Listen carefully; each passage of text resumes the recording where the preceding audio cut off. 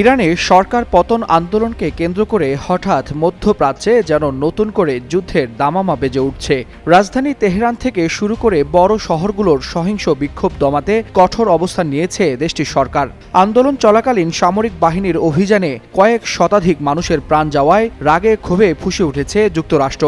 এমন বাস্তবতায় ইরানে বড় ধরনের হামলার পরিকল্পনা করছে ওয়াশিংটন। তবে ইরানে সম্ভাব্য হামলার পরিকল্পনা ঠেকাতে মরিয়া হয়ে উঠেছে সৌদি আরব, ওমান ও কাতার। ট্রাম্প প্রশাসনের সঙ্গে সরাসরি যোগাযোগ করে ইরানে হামলা না চালানোর জন্য লবিং চালাচ্ছে এই তিন উপসাগরীয় দেশ। আঞ্চলিক উত্তেজনার মধ্যেই ইরানে সরকার বিরোধী বিক্ষোভ ভয়াবহ রূপ নেয়।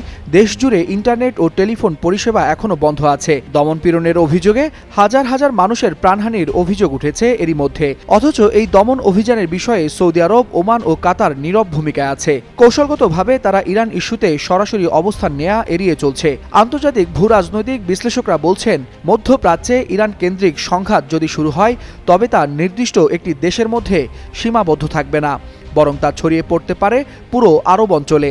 এমন ধারণা থেকেই হয়তো ইরানে হামলার পরিকল্পনায় ট্রাম্পকে নিরুৎসাহিত করছে সৌদিসহ উপসাগরীয় দেশগুলো।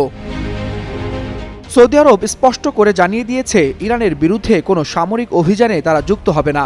এমনকি মার্কিন বাহিনীকে নিজেদের আকাশসীমা ব্যবহারের অনুমতিও দেবে না রিয়াদ। সম্ভাব্য যুদ্ধে নিজেদের জড়ানো থেকে দূরে রাখতেই এই কৌশল বলে মনে করছেন বিশ্লেষকরা। তবে এই লবিংয়ে নেই সংযুক্ত আরব আমিরাত। এমন প্রেক্ষাপটে ইরান ইস্যুতে চরম বাকযুদ্ধে জড়িয়েছেন মার্কিন প্রেসিডেন্ট ডোনাল্ড ট্রাম্প ও ইরানের সর্বোচ্চ ধর্মীয় নেতা আয়াতুল্লাহ আলী খামেনি। ট্রাম্পের হুঁশিয়ারি, বিক্ষোভকারীদের নির্বিচারে হত্যা করলে আমেরিকা চুপ করে থাকবে না, প্রয়োজনে সর্বোচ্চ জোরালো আঘাত হানা হবে ইরানে। অন্যদিকে ট্রাম্পকে পরাজিত ও অত্যাচারী শাসক আখ্যা দিয়ে কড়া জবাব দিয়েছেন ধর্মীয় নেতা আলী খামেনি। তবে ট্রাম্পের ইরানে হামলার সম্ভাবনা তীব্র হয়ে ওঠে যখন তিনি ইরানে স্টারলিং পরিষেবা চালুর পক্ষে বক্তব্য রাখেন এবং সেনা অভিযানের ইঙ্গিত দেন।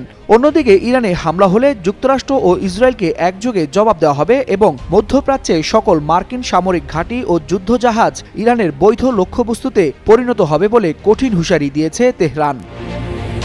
ওয়ালিউল হাসানাত, যুগান্তর নিউজ।